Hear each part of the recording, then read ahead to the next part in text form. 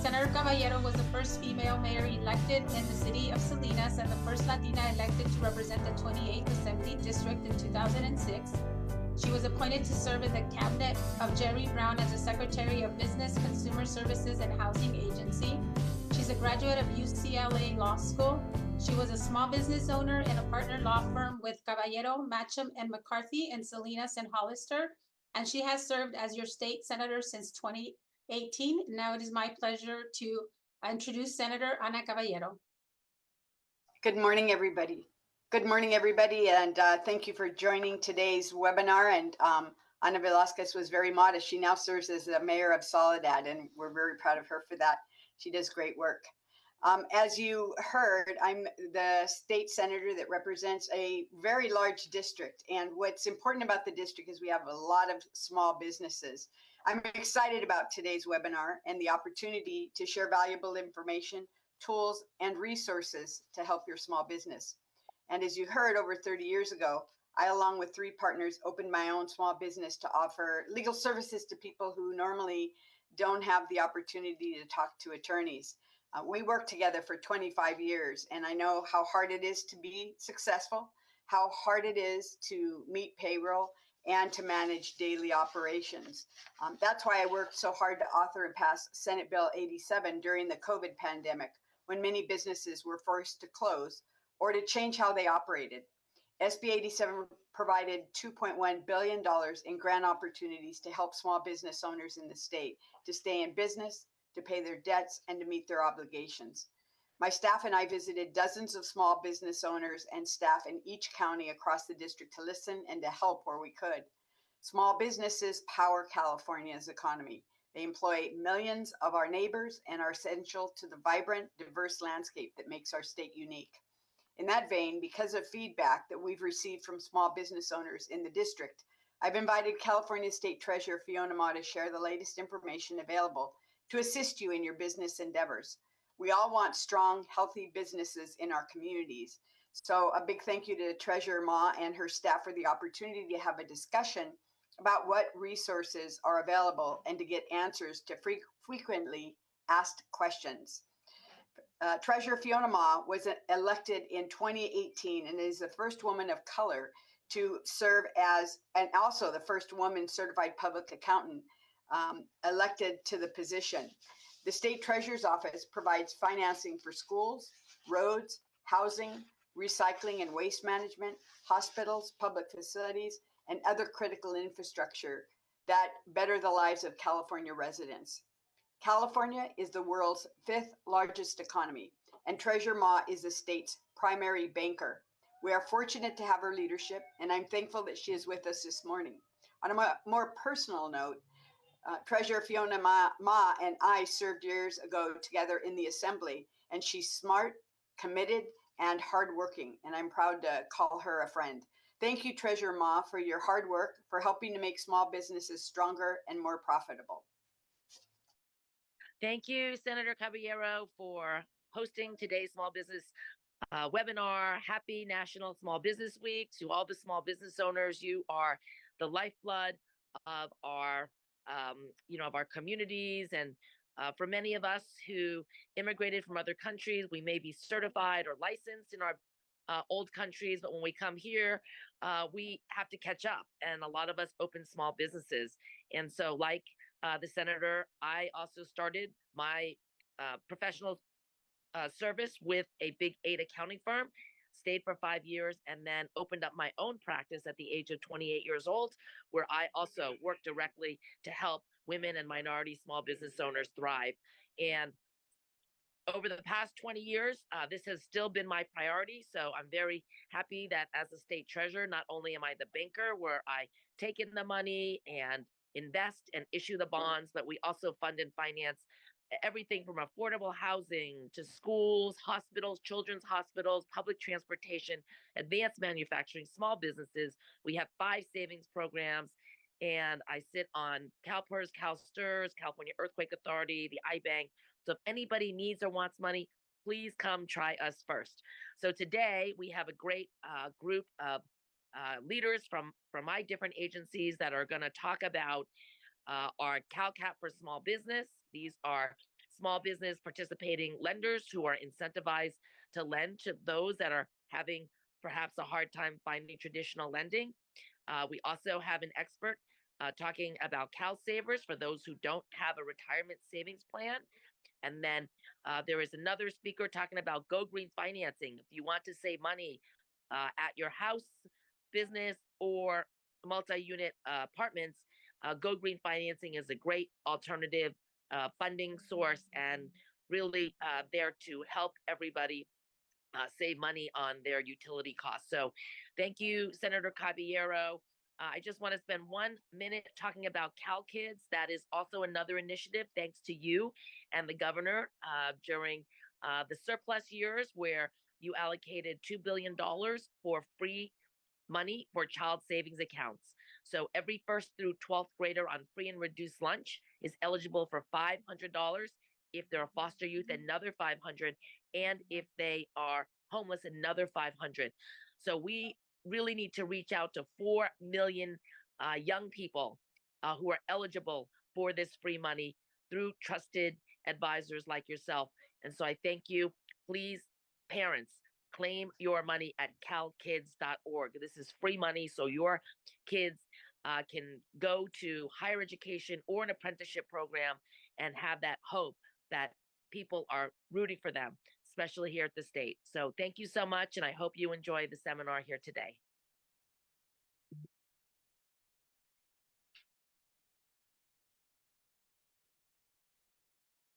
Thank you. So we want to thank you, Senator Anna Caballero, and thank you, Treasurer Fiona Ma, for those remarks. Now, at this time, we will transition to our program and our resource presentation. So today, as was mentioned by the Treasurer, we do have 3 speakers representing the California Pollution Control Financing Authority, Go Green Financing, and Cal Savers program, who will provide information and resources to you. So now it is my pleasure to introduce our first speaker. Her name is Allison French-Tubo, and she's a manager for the California Pollution Control Financing Authority. So Allison, I will hand it over to you. Thank you so much. It is a pleasure to be here today and at this time of Small Business Week to get to speak with all of you today about our programs. So I'm going to share information with you about tools for small business lending, which are funded by the State Small Business Credit Initiative, or SSBCI, and managed here in California by our agency and another agency. So we are one of the 2 state agencies putting SSBCI into action for California, and our agency is commonly referred to as CPCFA. We are part of the State Treasurer's Office, and the programs I'm talking about today are part of the California Capital Access Programs, known as CalCap. Next slide, please. So this is a diagram of all the different agencies involved in SSBCI in California. As you see at the top, it's called the layer cake. It is a lot of layers, and you definitely do not need to understand it all, but I will go over it quickly to give some context. At the top is the federal funding and the federal agency that provides the program rules. Below that are the California state agencies that applied for the funding, including my agency in the red circle. Our 2 programs are also circled in red. The diagram shows how we work with lenders for the goal of them making loans to small businesses, and the lenders connect with the small businesses. On the right side is another part of SSBCI, the technical assistance for small businesses, which I will give more information about on a later slide. Next slide, please. So our programs are called credit enhancements, and they are for the benefit of small businesses. These programs are important in California because federal and U.S. Census data shows that over 99% of California businesses are small businesses, and close to 50% of California employees are employed by a small business. But lenders are often concerned about small businesses having high rates of failure. So credit enhancement programs give lenders more confidence in loaning to small businesses by promising the lender they won't experience a total loss on the loan if the small business fails. As this slide shows, credit enhancements can be described differently depending on the audience. Their benefit as incentives to lenders to loan to small businesses are what matters to small businesses. I will share with you information about the programs and how to utilize them. Next slide, please. So these are the two different programs, the differences between them. They are for use by lenders when they make loans to small businesses. Small businesses apply to the lenders and the lenders use their own money to make the loan. The lenders apply to CalCap for credit enhancement. If you are looking for a loan or line of credit under $25,000, then a lender which uses CalCap for small business can enroll your loan in the program. If you are looking for a loan or line of credit over $5 million, then a lender which uses CalCap collateral support can enroll your loan in the program. If your loan size is between those, then both programs are an option for a lender. Next slide, please. We offer the programs to all lenders, but it is up to them on which to use based on their plans for their loan portfolios. That is why we focus on working with lenders who already want to serve their communities. Factors lenders may use when deciding which loan to enroll in which program include whether or not a business has enough collateral for the loan they want to get and how quickly the borrower and lender want the loan to close. The good news is you don't need to become an expert on which program might be the one for a lender to use on a loan for your business. Next slide, please. So this is the process of credit enhancement. You identify, number one, that you're interested. You want to obtain capital for your business. The great news is that step 2 is free to you, working with a small business center to assess and become loan ready. You'll be able to learn about the loan costs you can expect for the amount and purpose of loan you want and make a plan for applying to one or more lenders. In step 3, you'll apply to a participating lender and the lender will do their underwriting. In step 4, the lender has decided that they do want to use one of these programs to help them, make their loan and make the loan to you. And so they apply to our programs. And then we work with the lender to get the enrollment in the credit enhancement complete and so that they are able to make the loan to you. Next slide, please. So one thing that we're very excited about the SSBCI does is it targets underserved businesses. I do want to take a moment and talk about another program that is not under us, but that you might have heard of, the Paycheck Protection Program, and that was part of the response to the COVID-19 pandemic. Our programs are not like that. They are not forgivable loans, and they're not giving funds to lenders to make loans from, but they have features that Paycheck Protection did not, which we are very excited about. It has funding for technical assistance, and we will get more on that when we get to the pages with QR codes. And it sets aside money or sub-allocation to support loans to very small businesses. That's businesses with 9 or fewer employees. And I can't see everyone in the audience, but I do wonder if you are a very small business with 9 or few employees or just yourself, this includes you. So loans that are made to you qualify for this special support. And then there's also SETI, which is the term that is being used, the shortening for socially and economically disadvantaged individual. These sub-allocations can only be spent to support loans for the qualifying businesses, and our goal is for much of the main allocation to be spent in the same way. Next slide, please. So before this SSBCI funding, we did ask borrowers if their business was minority-owned, woman-owned, or veteran-owned, and we are proud to say that the majority of the loans enrolled in the CalCap for Small Business program have been minority-owned, and that about 25% of the loans enrolled in the CalCap Collateral Support Program have been minority-owned. These are the options for self-certification of SETI. So we have a link here to what that form looks like to see what all the choices are. It's based on people's experiences, not someone else putting them in a category. And it does include membership in a group or groups which have experienced racial or ethnic prejudice or cultural bias within the US. And it does include limited English proficiency, for example, for people who are bilingual, speaking a language in addition to English, which, as we all know, is very impressive to be able to be speaking in 2 or more languages. You can see all the different choices on the form that the QR code is linked to. This same information is being requested for all the SSBCI programs in California and across the US because it is part of the SSBCI guidelines. We want to acknowledge it can be a concern for people to mark a category that may make them feel vulnerable or acknowledge that they've been vulnerable.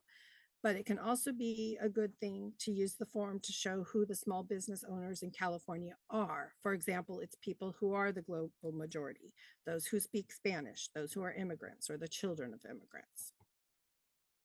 Next page, please. So I really appreciate your time today. And let's see, we'll go forward from there. Let's see here. There we go. So here is more information. You can sort of here again, see more information about what I've shared today on the CalCap Collateral Support webpage. There's a brochure on that page and a button for small business. Same for CalCap for small business, a brochure and a small business button. And then there's also an SSBCI webpage that has frequently asked questions and links to other agencies. Next slide, please.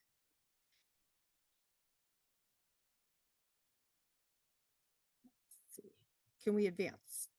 Perfect. So when you become loan ready, these are sources you'll want to use then: the collateral support lender list, the CalCap for small business lender list, and also our email in case there's questions about the programs not covered on the web pages. And then finally, the next slide, please. This is the information for the next step. So we said how you don't have to become an expert on which program is going to be able to help a lender make a loan to you. And that's because you're able to use services from small business centers. For Senator Caballero's district, the Central California SBDC, so Small Business Development Center Network, can be a great place for people to start. And then another choice is Cal OSBA, stands for California Office of the Small Business Advocate, and they have a map that shows many small business centers where you can look by specialty, such as women's business centers, minority business development agency centers, manufacturing, procurement, lots of different choices. You can select by the specialty or the location there. And with that, I will end. I don't know if we're doing questions now. We will do questions. Thank you, Allison. I do have a question in the Q&A for you in regards to the program. They would like to know if this is a program only for existing businesses. So we can allow lenders to enroll loans for startups. It is up to the lenders to determine whether or not they work with startups. Great. And that's something that they could talk to a small business center about, finding out about what information they need to have in order to go to a lender as a startup. And the only other question we have right now is, we do have a couple, just, is there grant offerings or are these just loans? SSBCI guidelines do not allow grants. If you are interested in grants, we suggest the website, I believe it's californiagrants.ca.gov. And here's your last question. Are women, minority-owned research institutes, biotech companies, stem cell therapy, and regenerative medicine companies eligible for a CalCap loan or capital? We are not, to clarify, we are not direct capital providers, but yes, those would be well within the types of businesses that lenders can enroll loans that they've made to. There's very few exclusions as to what we can't cover. It basically has to do with like federal law, like cannabis, or businesses that are like primarily alcohol sales. Okay, great. And that's it. Thank you so much, Allison. I appreciate it. Thank you.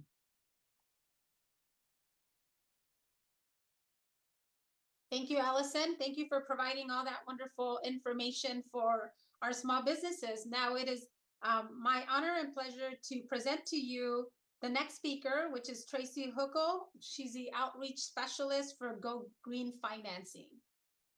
Welcome, Tracy. Thank you very much, Anna, and thank you all for attending this morning, taking time out of your busy schedules. I am having some video problems today, and so I am going to remain off camera, but we have some slides for you that will hopefully aid your understanding of our business energy financing program. It's called Go Green Business. And of course, we're based in the California State Treasurer's Office, and our program helps California business owners like yourselves obtain attractive and affordable financing for energy upgrades. Let's go on to the next slide, please. All right, so we finance projects ranging from 5,000 to 5 million. We have eligibility for a kind of a broader eligibility than you might find for these types of loans elsewhere or just on the market. For example, newer businesses, cannabis operations, nonprofits, including places of worship. All of these types of businesses and nonprofits can get financing through our program. And we have enrolled finance companies and enrolled contractors who can make it happen. And Allison does a great job of explaining how the credit enhancement works, right? Like it's sort of us working behind the scenes with lenders to make it possible for them to offer better rates and terms, right? We provide a little bit of a guarantee for them. So we are not here from the Treasurer's Office issuing the financing ourselves. Instead, we're working with these private entities, private finance companies, banks, credit unions, and the like to provide very good rates and terms. Next slide, please. All right, so when we talk about energy upgrades, what are we talking about? So first of all, existing buildings. We're not going to do new construction, unfortunately. There are other programs for that sort of thing, but we are just for California's existing building stock. We're trying to get it to be more energy efficient, right? Which saves businesses money and improves our climate, right? So there are a couple different kinds of energy upgrades we talk about. So there's heating and air conditioning, windows, cool roofs, insulation, the types of things that you do to your building, right? And then inside the building, there's equipment and appliances. So maybe if you have a restaurant or a food operation, you're talking about your refrigeration, your commercial ovens, or maybe you're a manufacturer or a brewery or something like that. And then it could be your equipment. If it's a more energy efficient type of equipment, it will probably qualify for financing through our program. You do not have to own the building. And let me see here. Unfortunately, we can't do food trucks because we are sort of related to buildings, right? So we're talking about those kind of permanent upgrades and then upgrades of equipment. And very exciting news from us. Coming this summer, I would look for it in July or August. We will be doing financing for solar with battery storage and EV charging. So solar with battery storage, no standalone solar, but those two measures combined can really reduce a business's climate impact and save money on monthly bills. You can do an emergency replacement. So if you just have one item, one appliance that needs an upgrade, you can do that through our program, or you can also do much more extensive, full-on retrofits. As long as it fits underneath that $5 million mark, you're good. All right, next slide, please.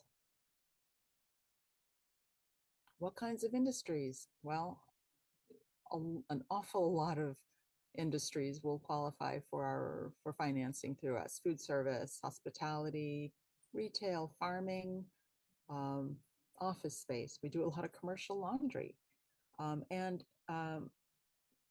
very key multifamily residential. I know it's maybe not intuitive for that to go under small business, but that's just the way we've sort of organized it. So you can get a lot of upgrades done for multifamily residences, both in unit and the sort of the common area. Let's talk about some of the benefits. Well, no down payment, so you can finance the entire project 100%. Our market interest rates are below market. Our interest rates are below market. So probably, it ranges from like a half a percentage point to maybe 6 entire, percent points rather, that we come in below the market rate. That of course adds up to a lot of savings over time. And we have longer terms too, in case what you need to do is get those monthly payments down. Okay. Quick approvals, and up to 30% of the financing can be used for non-energy improvements. Now that could be for remodeling, that could be for landscaping, improvements to the building, right? So they're kind of fixed. You can't, it's not vacation time or anything like that. And as a final benefit, no property lien associated with this financing, which we think makes it much more attractive and flexible. Okay, next slide, please. Now, who is eligible? Well, as long as you receive energy from one of the 4 big IOUs, and in your area, I believe that's going to be PG&E, Edison, or SoCal Gas. If you're a for-profit or nonprofit, those can both work. And down here are some of the eligibility requirements: 100 or fewer employees, or annual revenues of less than 15 million, or you need to meet the small business size requirements. Next slide, please. All right, so this is one to pay attention to, because I'm going to talk about real serious savings at this point. So ordinarily, our finance companies are offering these lower interest rates, as I mentioned before. But we have a Go Low Rates promotion that will renew in July 1st, 2024. The Go Low Rates promotion will come online again. And through that, you can get reduced interest rates that are as low as 0%, depending on the project size. Of course, this is at the lender's discretion. You're going to need to show some debt to income, basically proof of being able to repay the Disculpe finance. la tardancia. Esta es la traducción en español. Okay.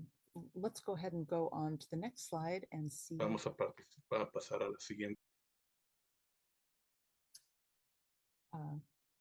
Here we go. Here's an example of a small project. So this project is $50,000. This is enough. This is small enough for the interest rate to get all the way down to 0%, right? Because we are buying down the interest rate. This is just a promotion to get people to see what kind of savings they can experience. You see the pre-Go Low interest rate was 7.99. Once we apply the Go Low, it's 0%, and that comes out to a monthly payment reduction of nearly $200 and roughly $10,000 saved over the lifetime of the project. Let's go to the next slide. This is an example. I don't want to get too much in the weeds here. For a medium-sized project, let's say it's $150,000. We're not going to get all the way down to 0%. You can see where it says post go low rate, the top line that's in green, that's 5.25%, right? It's not zero, but it is still an improvement over the initial interest rate of 7.99. And again, you see a nice monthly payment reduction and a nice total interest saved. So again, that's July 1st that will become available. And what I would encourage you to do is look for that Go Low badge, which you see up there at the top of the screen when you go to our website, gogreenfinancing.com. All right, let's go to the next slide, please. Okay, hopefully, I believe this slide deck is going to go out so you could get a look at our various lenders. And let's move on to the next slide. All right. If this is something that is of interest to you, go to gogreenfinancing.com. On our website, you can explore different projects that are available to you as a small business. You can find an enrolled contractor who can give you an estimate. And once you have that estimate in hand, you can take it to one of our enrolled finance companies and make your application. And those are the 3 basic steps to it. So that is what we're offering, and I am happy to answer any questions if I may.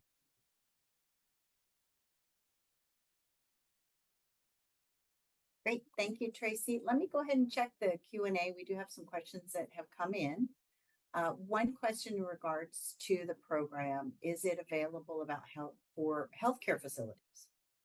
Is that one of the qualifying businesses?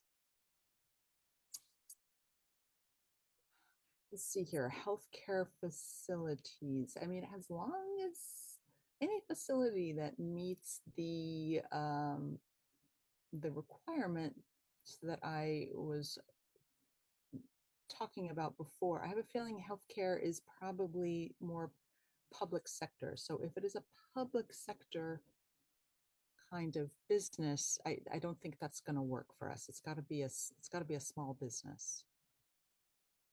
Great. And then the next question is, can these programs be for new businesses or businesses that are already established? Great question.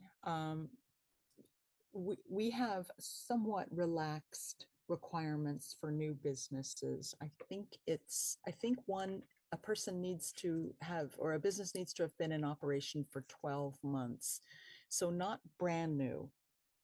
We won't do brand new, but we will do 12 months, whereas a lot of financing requires, 2 or 3 years in business or something like that. Right. Thank you so much. Those are all the questions that we have at this point. So thank you very much. Super. Thank you very much for your time. Tracy, thank you so much. And thank you for helping our businesses go green and helping protect our planet for our current and our future generations. So thank you for all that great information. So we were having some technical difficulties at the beginning, and we do have our interpreter that has joined the webinar. So if you need that, if you need interpretation, please make sure that you click on the icon to allow for that interpretation. So thank you. Okay, so we will move on now to our next speaker. And apologize, I think I'm getting a correction that we do not have the interpretation services yet. We'll be working on that, so apologize. So we'll move on to our next speaker. Her name is Carolina Hernandez, and she's the outreach specialist for CalSavers program. Welcome, Carolina. Thank you very much. Good morning. Buenos días a todos. Hope everyone is having a wonderful Friday and is ready for a long, relaxing weekend. My name is Carolina Hernandez. I'm the outreach coordinator here at the CalSavers Retirement Savings Board. For anyone who is not familiar with CalSavers, CalSavers is California's retirement savings option. It was created for all of those millions of Californians out there that do not have a way to save for retirement or for anyone that's looking for additional options to supplement any existing retirement savings that they have. Really important for business owners to be aware of as well is that there is a retirement requirement for businesses operating in California. This law launched back in 2019. There have been some changes since then. So currently, all businesses who are operating in California have at least one employee or more. We're going to go over the eligibility criteria shortly. But you are required to have a retirement option in place. And I'm going to be explaining how the CalSavers program works, how you can be in compliance, how you would know whether you are one of those required businesses to be registered in the program. So before I get into that, I do like to share some of the financial statistics or some of the financial landscape surrounding California, which led our lawmakers to create this requirement for those businesses. You know, keeping in mind that there is a lot that small business owners already have to do and be in compliance with. This wasn't something that was taken lightly, but taking a look at a couple of important statistics, we found that prior to the launch of CalSavers, there were, or currently still are, about half of us Californians are projected to retire into economic hardship. And that should be a pretty startling figure considering we do live in one of the wealthiest states in the entire country.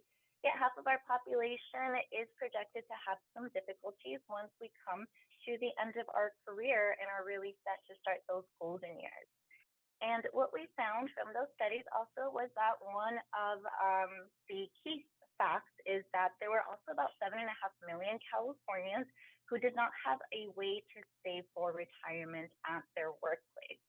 So we think that that key figure right there is particularly important because that research also told us that when we do have access to a retirement option at our workplace, something that we don't have to go out and research, we don't have to start up on our own, that is just something that is deducted from our paycheck and then sent off into our own accounts, we are 15 times more likely to be saving and be on a path towards retirement security.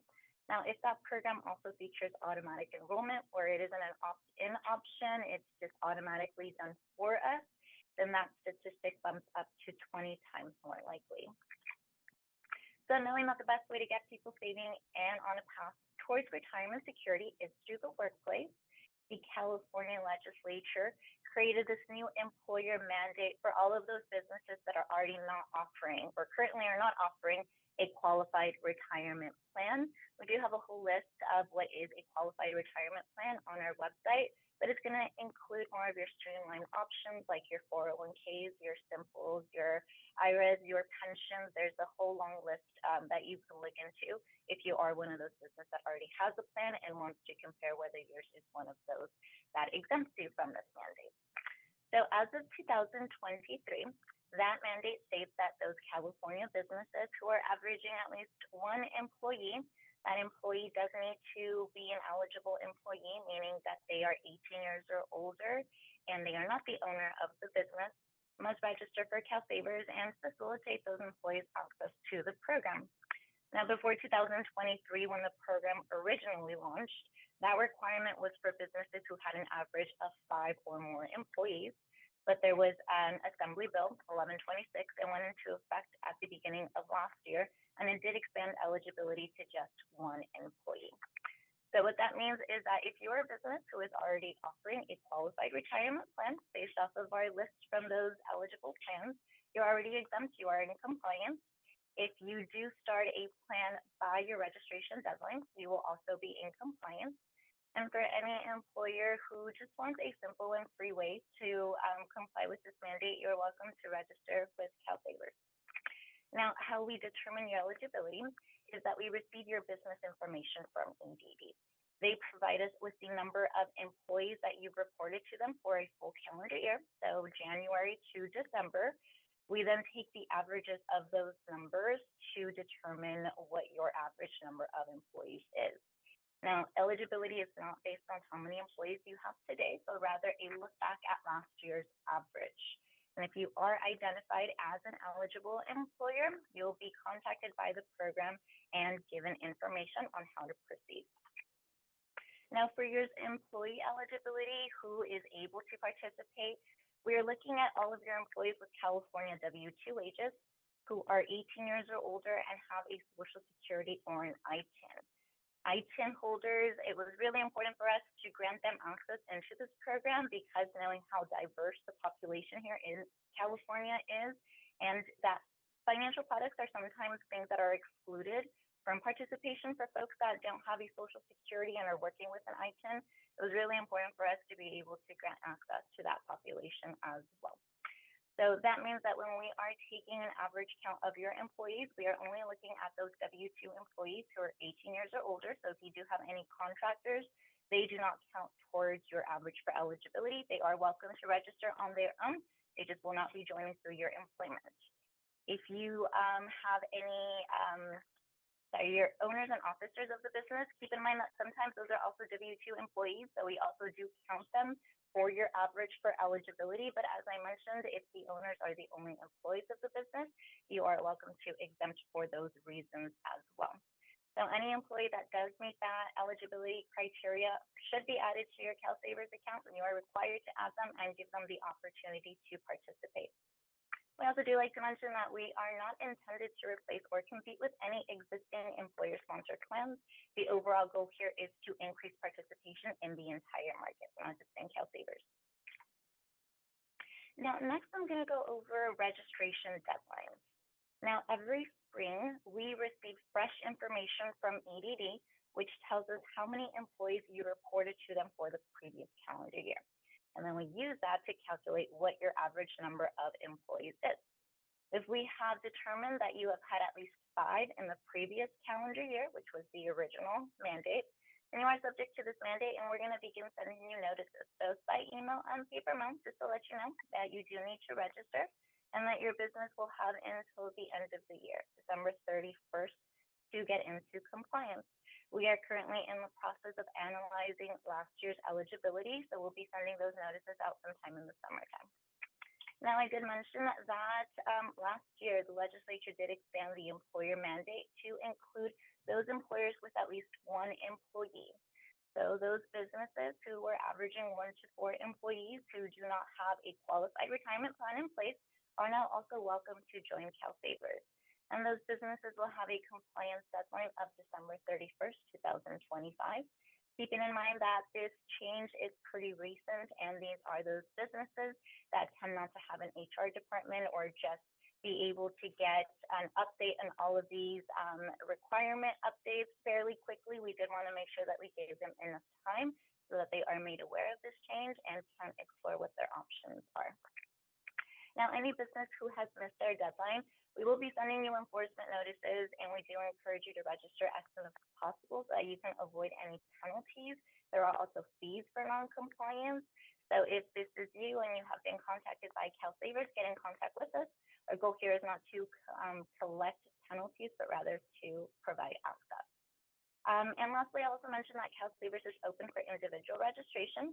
So any individual that's working for themselves or a contractor, just anyone who is self-employed or anyone who's working for an employer that's not registered in CalSavers, you're also welcome to register. You can hop onto our website at calsavers.com and complete the registration process on there.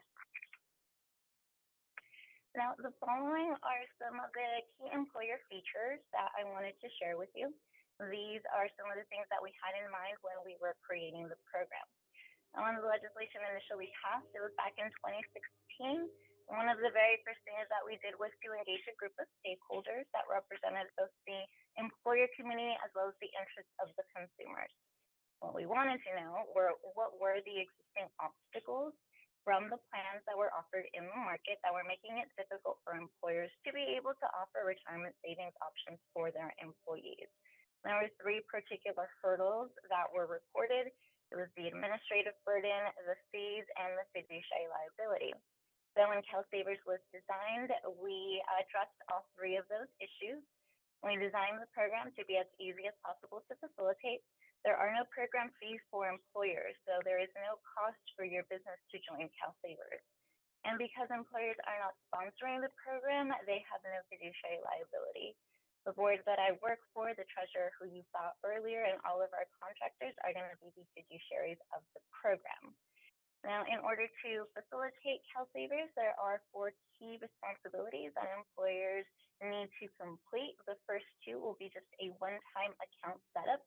But you do want to make sure that you are registered by your state required deadline and you have set up your account. And setting up your account just means that you verify that the information that we have on file for you is still current. This will take you all of about 5 minutes to complete. You do need an access code from the program to get started. So if you do not have that, do get in contact with our customer assistance line. They'll be able to provide that for you. Now, the following 2 bullet points there, those are going to be your ongoing responsibility after you've set up your account. So once you've registered your business, you will have about 30 days to send us a roster of all of your current eligible employees. We will then start sending your employees notifications, just letting them know a little bit more about CalSavers, inviting them to join a webinar so that they can learn a little bit more and maybe ask questions that they have about the program or how retirement savings works. And after we have their information, we give them the 30-day window where we provide them the information that they need if they don't want to participate, how they can opt out. Do let them know that because CalSavers is an automatic enrollment program, if they don't take any action after those 30 days, they will be participating. And then after that 30-day window closes, you'll be able to see which of your employees are participating in the program, and you'll start facilitating their contributions into CalSavers. And those are going to be your ongoing responsibilities, is keeping that roster up to date, meaning anytime that an employee leaves your business, just mark them inactive so that we know not to expect contributions for them. And anytime that you hire a new employee, just make sure that they're getting added onto your portal within 30 days. And then just continuing to send contributions for any employee that's participating. Now, these are going to be some of the key features that we had in mind when we were designing this program for savers who are ultimately the end goal. So first, we wanted to make sure that we designed this to be a simple program, keeping in mind that this might be the first time that a lot of people have access to retirement savings options and to general investing. We didn't want to overwhelm them with too many options. So it is designed as an automatic payroll deduction IRA. There are 5 investment options to select from. There are default settings that folks can keep, or for those that are a little bit more savvy and they want to customize their account and select which investment fund they are in, or just personalize more the contribution amount that's going in, that's also something that they can do. Something that is key to CalSavers is that the accounts are portable and accessible. So meaning that a participant who moves from job to job, if the new employer is also registered with CalSavers, then any additional contributions will go directly into that very same account. If they are not, they still have the option to contribute directly from their bank account as well. And because the default option is structured as a Roth IRA, they do have access to withdraw their contributions should they need to. Keeping in mind that it is a retirement program and the goal is long-term savings, but if they do need access, it is available for them. And lastly, it is low cost for savers. Savers do pay a small fee to participate. That is what funds the CalSavers program. But again, employers do not ever receive a bill to join. Now I'm going to leave you with some of the resources that we have available, starting with our website. We do have a very robust website, a lot of downloadable information there that you can share with your employees. We do offer weekly webinars for both employers as well as participants, and we do also offer those in Spanish bi-weekly. So if you would like to learn more about CalSavers, or if you're interested in registering, we do also provide walkthroughs so that you can see what the registration process looks like and how to facilitate each one of the steps that I covered. We have a wonderful call center. We have a line dedicated for employers and another one for participants. Our representatives speak English and Spanish, and we have access to a translation service for all other language needs. And we also have a fantastic field team.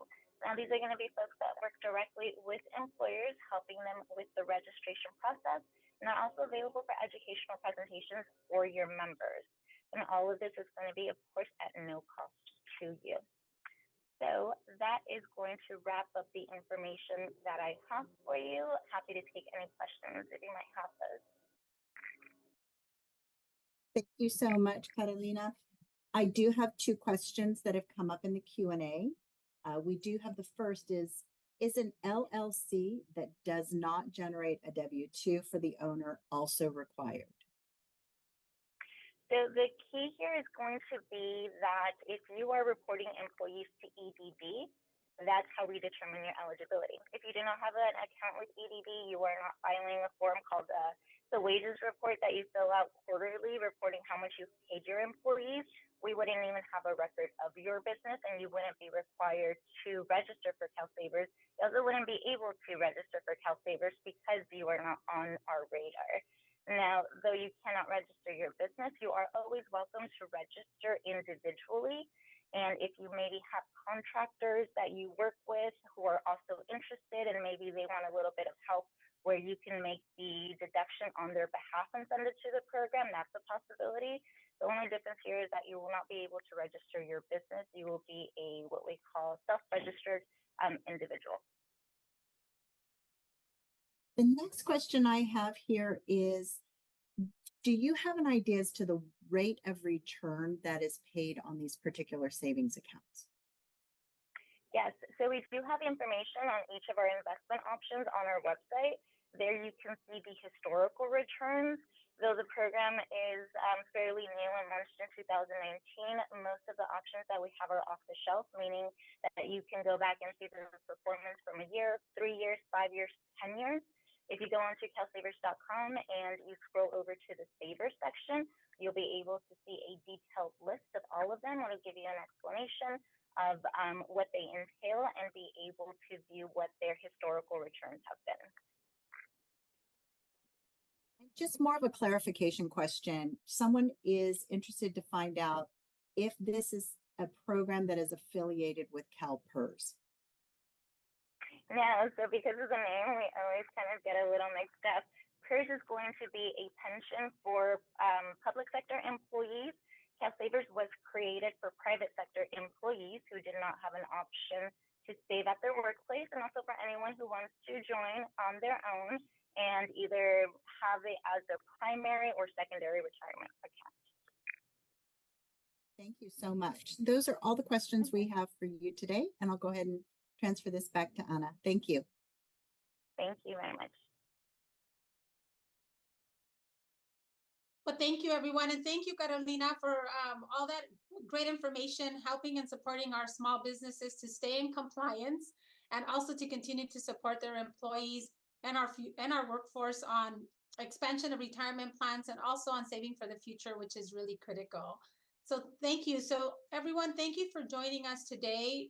We hope all the information that you received will support our small businesses and help those that are interested in pursuing opening up a small business now that you have the tools and information. If we didn't answer your questions, our office will be collecting all of the questions that were in the queue, and we will be providing responses for those that were not responded for today. And we will be sending that to all the participants joining us today. We will email. I had questions. There was questions in regards to the PowerPoint. We will be able to email those also for those that registered for the webinar. And you can also access those PowerPoints at askfiona@treasure.ca.gov. So I also want to make sure that I leave you with information from our office. If you have any questions, you're not able to obtain some of the information or need additional contacts, please feel free to contact our office. And we have 3 district offices. We have our Fresno district office, and you can contact our office. The address is located on the screen, and also the phone number is 559-264-3070, and we have our district representatives ready to help you. We also have our Merced district office, and our phone number to the Merced district office is area code 209-726-5495.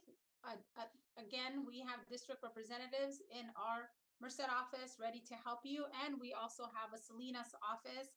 The phone number for the Salinas office is area code 831-769-8040. So please feel free to reach out to us if you have any questions, whether it be for today's information, need additional information, contacts, or whether you need any assistance with any of the state resources, our office is ready to provide that information. So thank you again.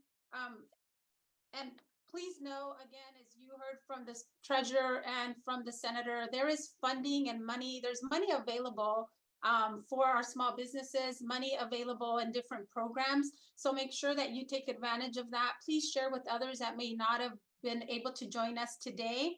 And please know that the senator has been a strong supporter and advocate of small businesses. As many of you heard this morning, through her welcoming remarks, she was a small business owner. She understands how critical the small businesses are to California and also to our local economies that make sure that our local cities continue to thrive, and also that California contributes to thrive and lead as a state. So with that, if there's no other further questions, I want to thank everyone for joining us today. I want to thank all the staff also from Treasurer Ma's office that helped put this together, and all of our team, also with our Senate, with our caucus team that helped put together the webinar. So if no other questions, and thank you so much. And again, thank you for joining us. A happy National Small Business Week. And I hope you have a great rest of your day. Thank you.